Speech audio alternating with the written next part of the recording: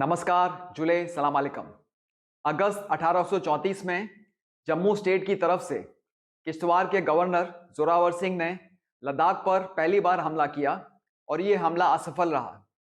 और अगले वर्ष 1835 में जोरावर सिंह ने दोबारा हमला किया। इन दोनों हमलों में लद्दाख के लोगों ने किस वीरता और किस चतुराई से इन दोनों हमलों का सामना किया, आज मैं इस मुद्दे पर बात करूंगा। यहां पर मैं आपको बताना चाहता हूं कि 1834 में जम्मू स्टेट सिख एम्पायर के नीचे आता था, जिसकी बागडोर महाराजा रणजीत सिंह के हाथों में थी और सिख एम्पायर का हेडक्वार्टर लाहौर में था। और ये तब की बात है जब हमारे देश के ऊपर ब्रिटिश ईस्ट इंडिया कंपनी का राज था। एक शब्द लद्दाख की ज्योग्राफी के ऊपर, लद्दाख एक हाई ऑल्टीट्यूड डेजर्ट है और लद्दाख की एवरेज हाइट मीन सी लेवल से समुद्री सतह से 8000 फुट से लेकर 13000 फुट के बीच में है। लद्दाख दुनिया के हाईएस्ट इनहेबिटेबल रीजन्स में माना जाता है। लद्दाख की पॉपुलेशन डेंसिटी बहुत कम है और ऑन एन एवरेज यहाँ पर 1 स्क्वायर किलोमीटर में 2 लोग रहते हैं। जरूरी बात है कि इकोलॉजिकली लद्दाख टिबेटन प्लेटो का हिस्सा है और लद्दाख टिबेटन प्लेटो के वेस्टर्न साइड पे है। अगस्त 1834 में जोरावर सिंह ने अपनी लगभग 10,000 की सेना के साथ किश्तवाड़ से अपना मार्च शुरू किया लद्दाख के लिए। जोरावर सिंह का पहला टारगेट था लद्दाख का पश्चिमी हिस्सा, जिसे पुरिक कहते थे। पुरिक में 3 डिस्ट्रिक्ट थी, पुरिक, सुरू और द्रास। जैसे ही जोरावर के हमले की खबर लद्दाख के राजा तक पहुंची तो ग्याल्पो ने तुरंत इमरजेंसी डिक्लेयर की। यहां पर मैं आपको बताना चाहता हूं कि लद्दाख हमेशा से ही एक इंडिपेंडेंट किंगडम रहा और सदियों से लद्दाख में कभी कोई बाहर से हमला नहीं हुआ और इसलिए लद्दाख के पास कभी कोई स्टैंडिंग आर्मी नहीं थी।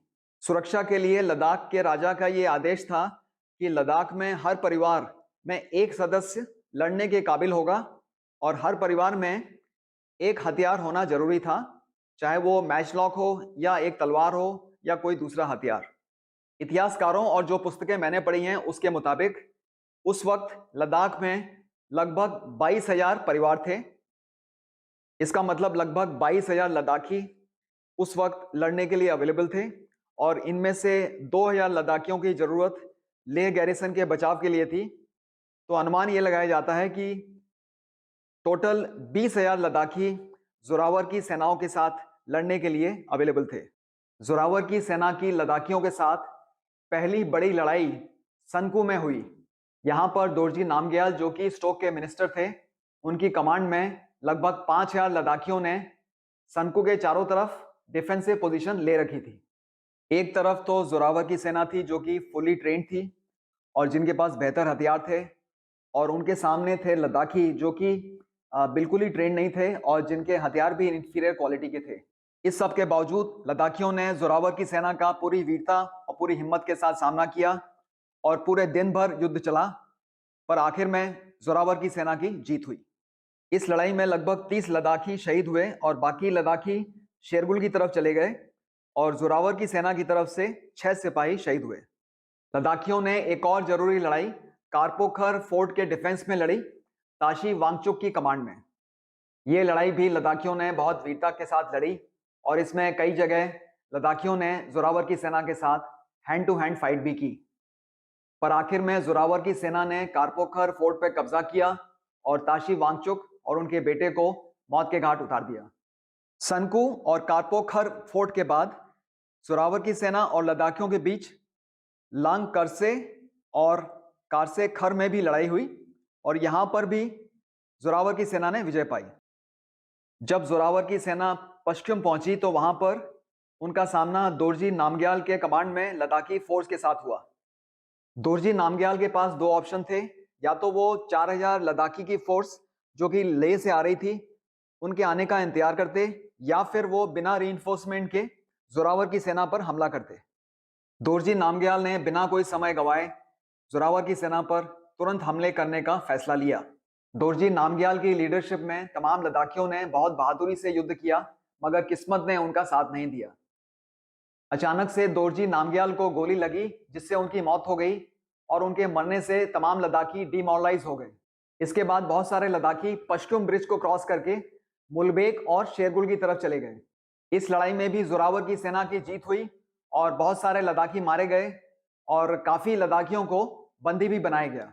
पश्चिम की जीत के बाद जोरावर की सेना ने सोड किले पर भी कब्जा किया।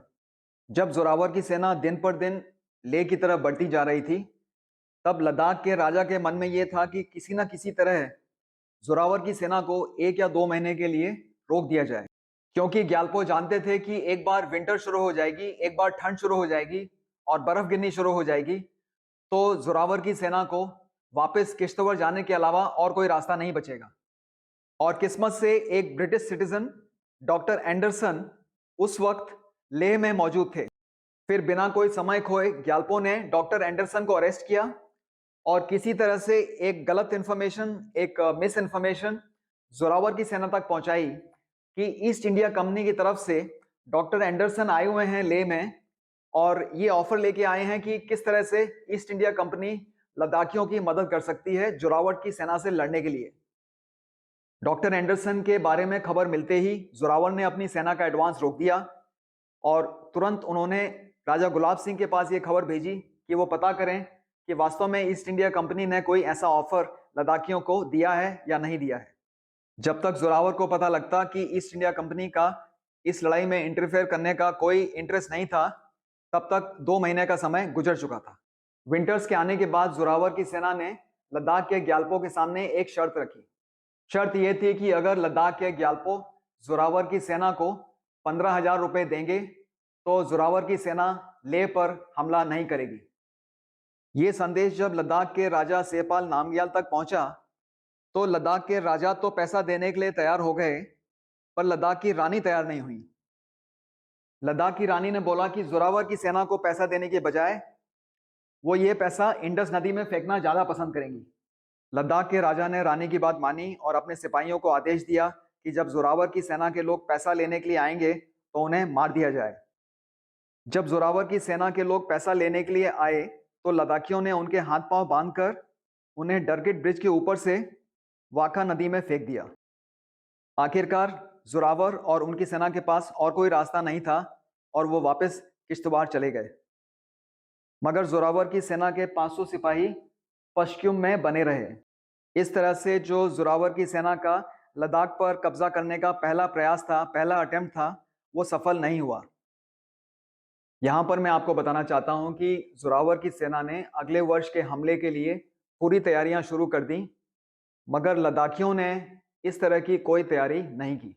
विंटर्स खत्म होने के बाद अप्रैल 1835 में जोरावर की सेना ने पश्चिम में फिर से हमला किया और विजय हासिल की और उसके बाद मुलबेक और बुदखरबू और लामायुरू पर भी विजय प्राप्त की। इसके बाद जोरावर की सेना लेह पहुंची और लद्दाख के ग्यालपो ने जोरावर की सेना को 50,000 रुपए वॉर इंडेमनिटी के रूप में दिए। इसके अलावा ग्यालपो ने जम्मू स्टेट को हर साल 9,000 रुपए देने का वादा किया।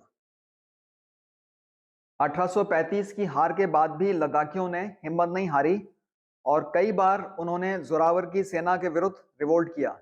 लद्दाखियों और जोरावर की सेना के बीच में ये जो संघर्ष 190 साल पहले 1834 और 1835 में हुआ, इसके बारे में जानने के लिए मैंने बहुत सारी किताबों का रिसर्च किया।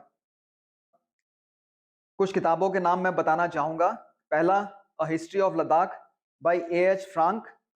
दूसरा, peace and conflict in Ladakh by Fernanda Pirie. और तीसरा, crisis in the western Himalayas, reports of J.D. Cunningham, edited by C.L. Datta and Surendra Singh. मैं समझता हूं कि एक इतिहासकार का, एक हिस्टोरियन का ये पहला ड्यूटी होता है कि जब हम एक पास्ट की घटना की बात करते हैं, एक पिछले बीते हुए युद्ध की बात करते हैं, तो हम उसका वर्णन ठीक उस तरह से करें जिस तरह से वास्तव में वो घटना घटी थी। इसलिए मैं कहना चाहूंगा कि जो लड़ाई जोरावर सिंह और जोरावर सिंह की सेना ने पूरी वीरता और काबिलियत के साथ लद्दाख को जीतने के लिए लड़ी थी, वो लड़ाई महज राजा गुलाब सिंह की महत्वाकांक्षा को पूरी करने के लिए लड़ी थी। आज के दिन ये कहना कि वो लड़ाई जोरावर सिंह ने भारत देश के लिए लड़ी थी, ये कहना उचित होगा या उचित नहीं होगा, ये मैं आप पर छोड़ता हूँ।